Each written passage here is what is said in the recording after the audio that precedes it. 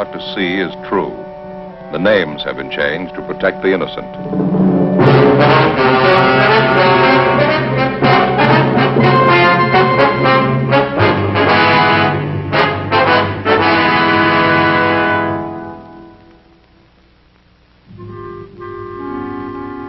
This is the city. Like a great many coastal towns, Los Angeles has a wide variety of beaches.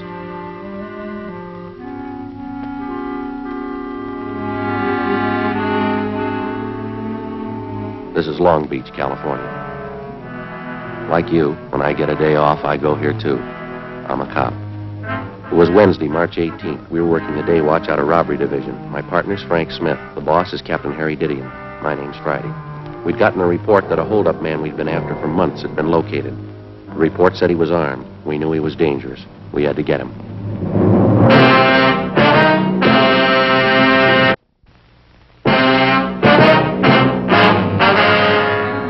How's the coffee, Joe? Fine, I brought some back for you. Slats? Joe? Where's Tom? Checking out some tear gas equipment. Figured we might need it. You confirm that address? Yeah, 2100 Buchanan Avenue, corner house. Hi, Skipper. You know what to do when you get out there. Don't take any chances. He's alone in the house, is that right? Supposed to be, yeah. They won't give you much of a break. What do you mean? Heavy on guns, 2 revolvers and a hunting rifle. Not afraid to use them either. Be careful. Right. Johnny? Right. Yeah, let's go. See you later.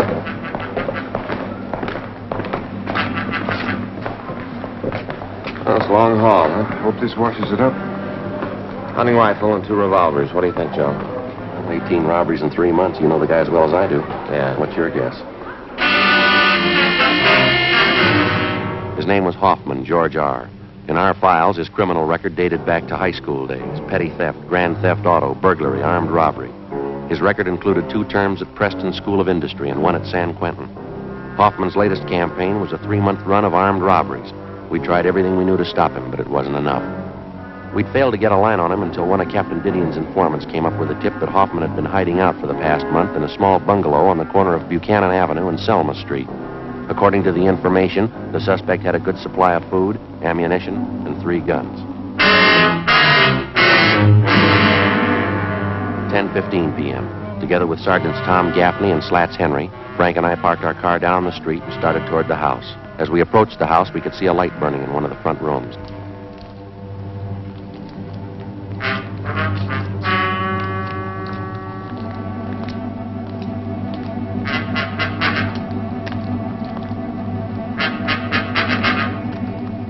All right, Slats, you and Tom want to cover the back? Right, Joe. Go, Tom.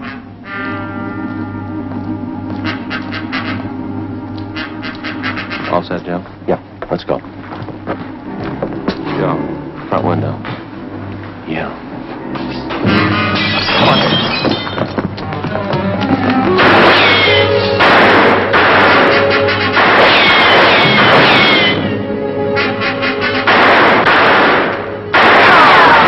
All right, Hoffman, come on out of there.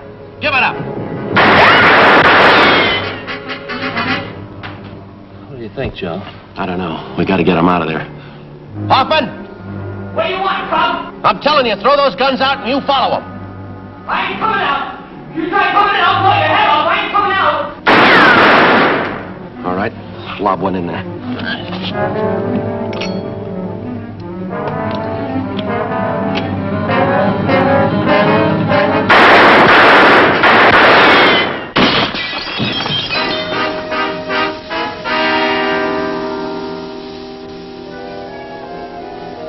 What do you think, Joe? We'll come out.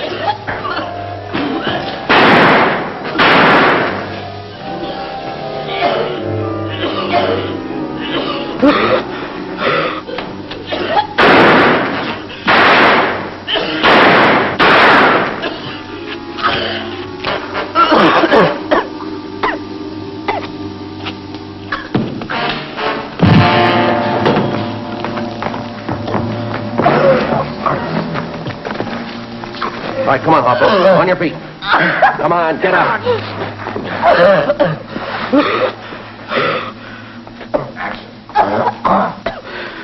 You didn't have to use gas. You didn't have to. You didn't give us much choice, mister. You got him, huh? That's right. Oh, we'll check the house, Joe. All right, Slats. See you back at the car.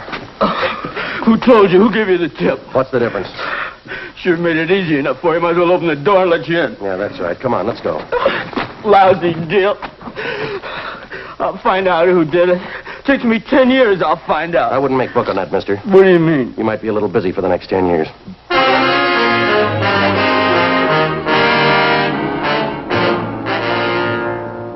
George Hoffman was taken downtown and booked on suspicion of robbery. At a special show-up, he was identified by more than a dozen of his robbery victims. Between his arraignments and his preliminary hearings, we worked together with the district attorney's office in lining up witnesses and preparing the evidence against the suspect. We figured we had an airtight case. Hoffman's trial in Superior Court was set for May 14th.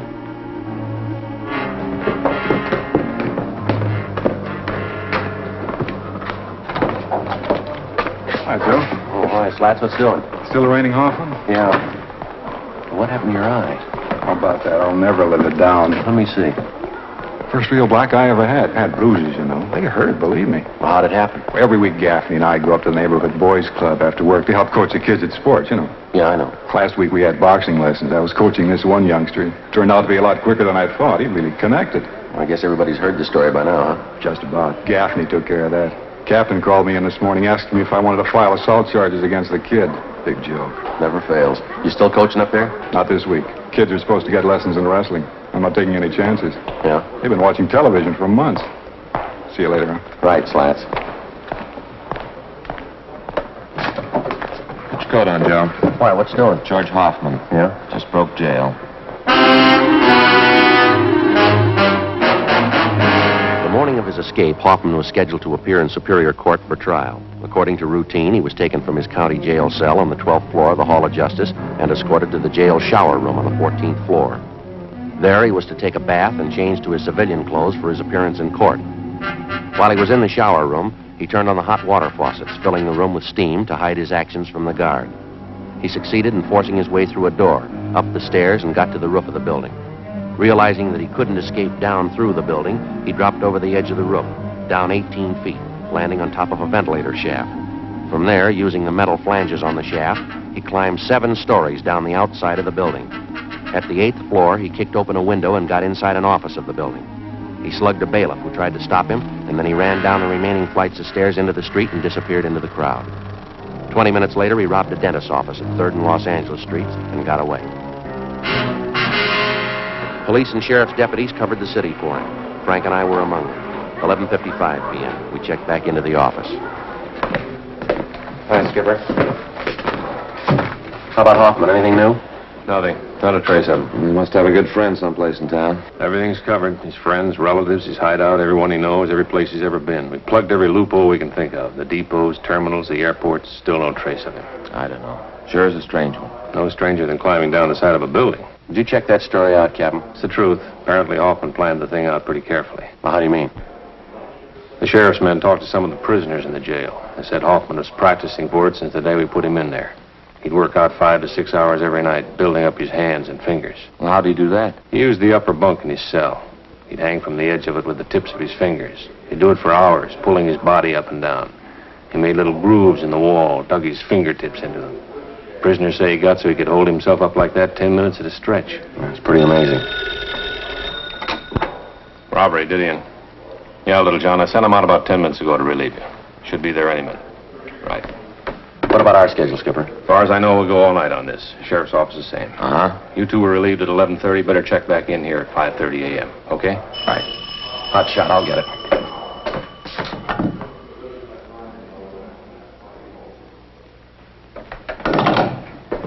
What is it? Drugstore holdup. They think it was Hoffman.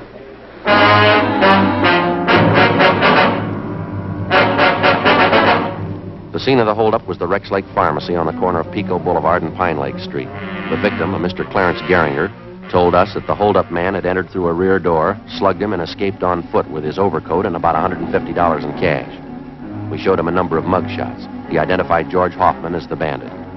A special detail of men were ordered on a thorough search of the general area around the drugstore. No sign of the suspect. The citywide Dragnet continued all that night and into the next day. No developments. The search went on. A week passed.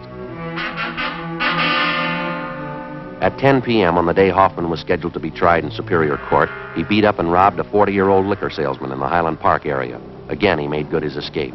Routine investigation failed to turn up a thing. We continued to check out every possible lead.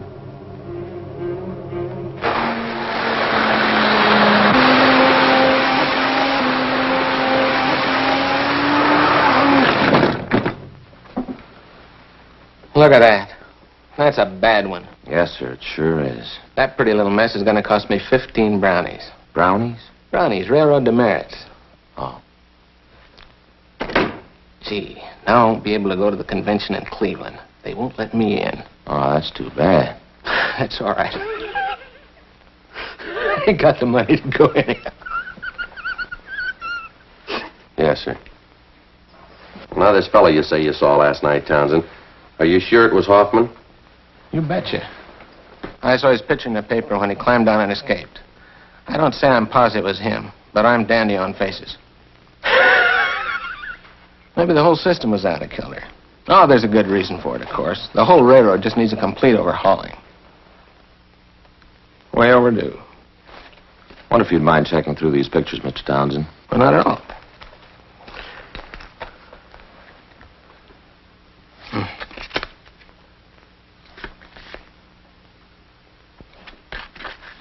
Gee, that's a mean-looking one. Well, that looks like Harvey, the president of our railroad club. Which isn't, though. He wears a brush.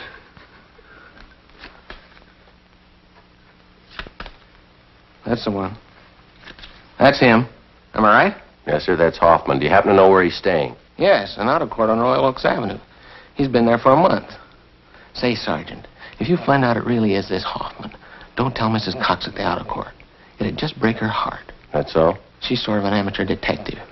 She thinks she knows faces better than I do.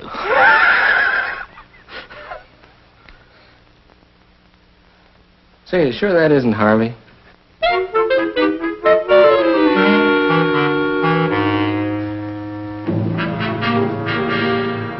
After we left Roy Townsend, we called the office and filled them in. Captain Didion called Pasadena and notified them. Then we drove out to the auto court in which the suspect was reportedly seen. Yes, you want something? Yes, ma'am. You Miss Cox? Yeah, I'm the manager here. If you want lodgings, we're all filled up. You might try the Golden Eagle straight down the street there. We're police officers, Mrs. Cox. Could you hold that up a little closer? Yes, ma'am. Oh, yeah. Do you have a man named Hoffman staying here? Hoffman? No, I don't. Got a Hoffmeyer, though. Sure that's not it? Wonder if you'd look at this picture, please. Could you hold that a little closer, please? Yes, ma'am. Could you get a little closer? Well, I'm afraid not, ma'am. Oh, could you step out here, do you suppose? Thank you.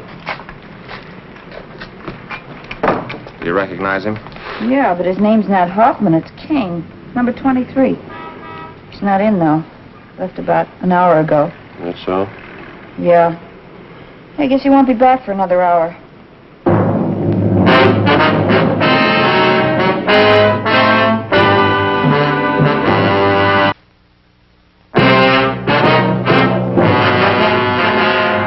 Before going on stakeout at the auto court where George Hoffman was registered, Frank put in a call to the office. The owner of the court, Mrs. Cox, gave us a pass key to cottage number 23 where the suspect was staying.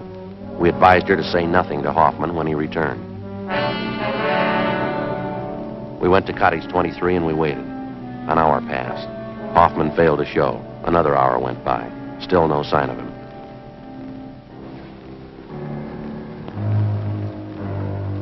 What do you think, Joe? I don't know. Way overdue. You think he might have been tipped? I don't see how. Miss Cox is the only one that knows we're here. No, she wouldn't have any reason to tip him. All his stuff's here, all his clothes. Yeah, well, relax. We've had longer waits than this. Yeah. Joe? Yeah. You see who it is? Yeah, it's a man coming from next door. All right. Yeah? Your new telephone directories. Oh, thanks. Anything wrong? No, everything's all right. Put him right there on the porch. You betcha. Telephone directories. Yeah.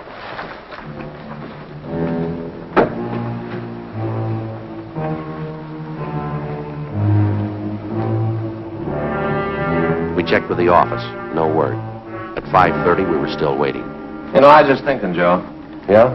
What about? That fella Townsend has all those trains. Must be a great hobby, electric trains. It runs into money, doesn't it? It's pretty expensive.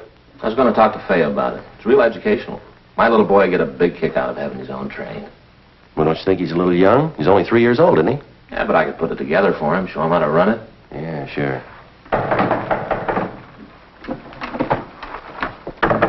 Officers, it's me, Mrs. Cox.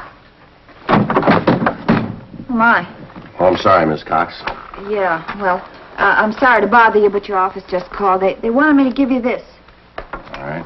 Thank you very much, ma'am. Hope everything's all right. Yes, everything's fine. Thank you. Well, I'll be in my office if there's anything you want. Yes, ma'am. Thank you. What is it? It's from Didion. Yeah. We just picked up Hoffman 10 minutes ago.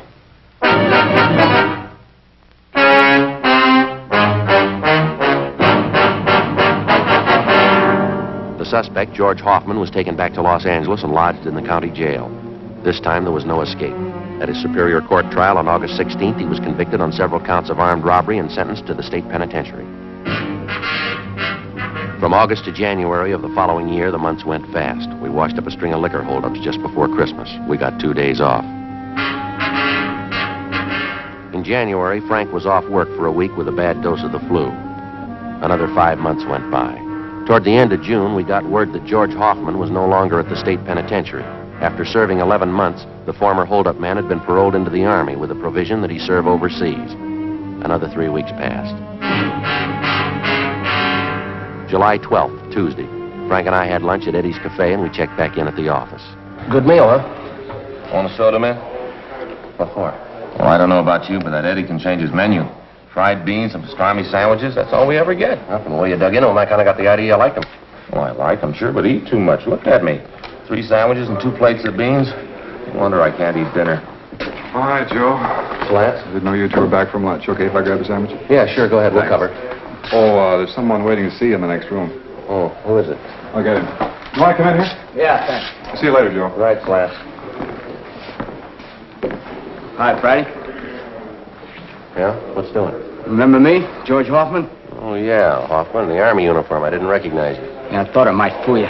Guess you heard about me. Good break, huh, Sergeant? Well, I'm glad you feel that way. How you doing with the Army? I'm pretty good now. Sharpshooter. Yeah, that figures. I like it. Thought I'd drop up and see you fellas. See you still got the same partner. Smith? Yeah, we still work together. Oh, yeah, been a long time, Hoffman. How are you? Pretty good, officer, thanks. Just thought I'd stop by, show you there's no hard feelings. Sure thing. Got any idea when you're going overseas? Boys in my outfit figure day after tomorrow. That's kind of one reason I dropped in to see you. How's that? Well, I know it's pretty nervy, but I got lots of that. See, a bunch of us were on leave till tomorrow noon, figured we'd go out tonight, and I'm a little short. You know how the Army pays. Well, here's a couple of bucks, Hoffman. Will I do you any good? Oh, that's sure swell of you, Sergeant. Thanks a lot. Here's a couple more might help. I can't tell you how I appreciate this. Believe me, I'm going to see that you get this money back. It's all right, Hoffman. Thanks again for the touch. Good of you. Drop us a card if you get a chance. We'd like to know how you're doing over there. Sure thing. Bye, Sergeant. Bye. Good luck to you.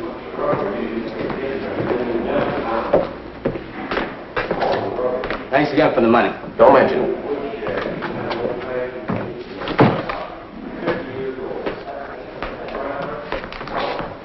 Well, looks like a turn for the better, huh? Yeah. Doggone, it never fails. My last $2. Well, we had to give him something. Yeah, but what do I do for lunch money tomorrow?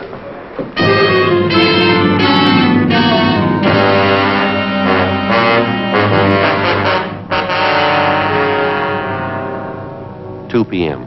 We drove out to the Wilshire district to interview a victim of a recent drugstore holdup. 4 p.m. We brought him back downtown and took his statement. 4:30 p.m. Friday? Smith? Hi, Skipper. Henry says that ex-con George Hoffman was in today and you talked to him. Yeah, that's right. Have a look. The MP's just left. Well, your $2 went for nothing, Frank. Hoffman's wanted. Huh? He just broke out of Army prison this morning. Together with the Army authorities, local officers joined in the citywide search for Hoffman. At 10 o'clock that night, a food market at Santa Fe and Rialto was robbed and the proprietor was beaten. From our mug shots, the victim identified Hoffman as the holdup man. Shortly after midnight, a drugstore on Crenshaw was held up. Hoffman was again tabbed as the suspect. The next 2 days, the search was intensified. No leads. 2 more days went by. Late Saturday morning, we got a call from an ex-convict who told us that Hoffman had contacted him. Hoffman said he wanted to see him. The informant went on to say that Hoffman had told him he would be at the LCD Tool and Die Works that afternoon. 12:43 p.m., Frank and I drove out to the factory. It was a large brick building on the corner of Chandler Boulevard and Verdugo out in the valley. We talked to our informant, Charles Kilgore. Like I told you on the phone. George called and said that he had to see me. He say what it was about? No, just that it was important. He said he'd call back and confirm it, and it's about that time now. Have you got any idea what it's about? Not the slightest. How is it you know Hoffman? I've known him for years, ever since high school.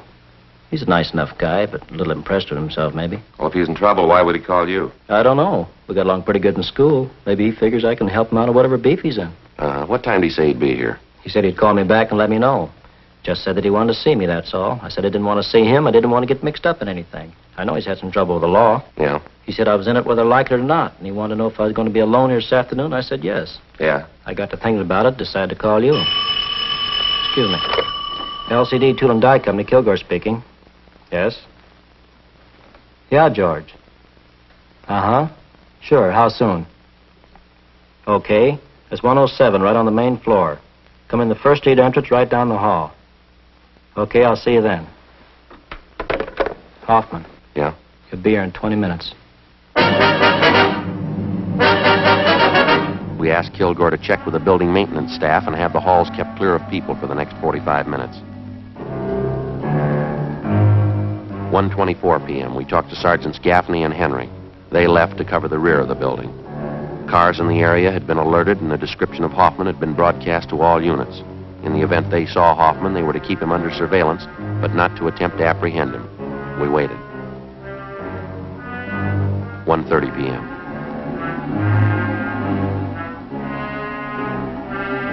$140. $146.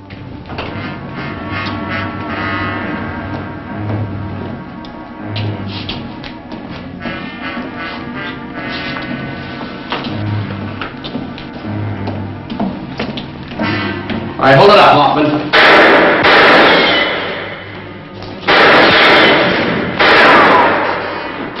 Get him on. Take the stairway up.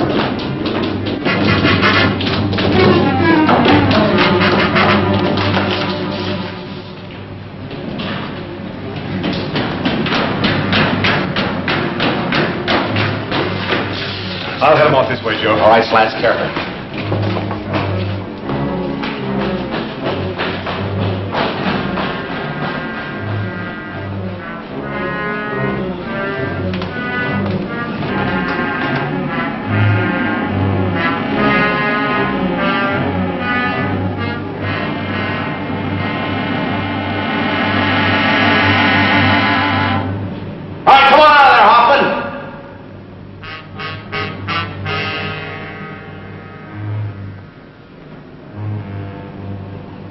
Come on out of there, Hoffman. You got no place to go.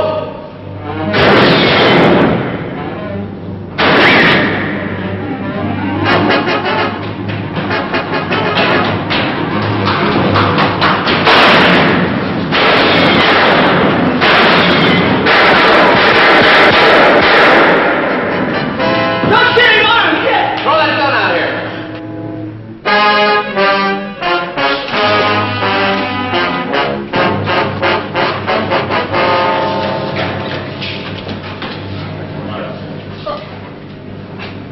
All right, let's go, Hoffman. Sure. What good's it gonna do you? I already proved it. I can break jail anytime. I proved it twice. Well, you're going right back in again. What's that prove?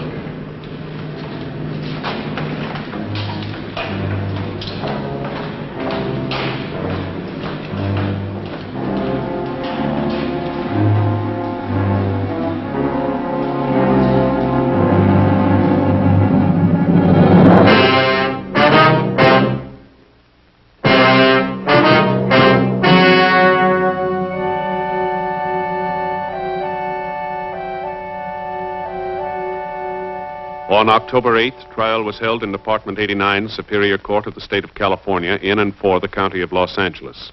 In a moment, the results of that trial.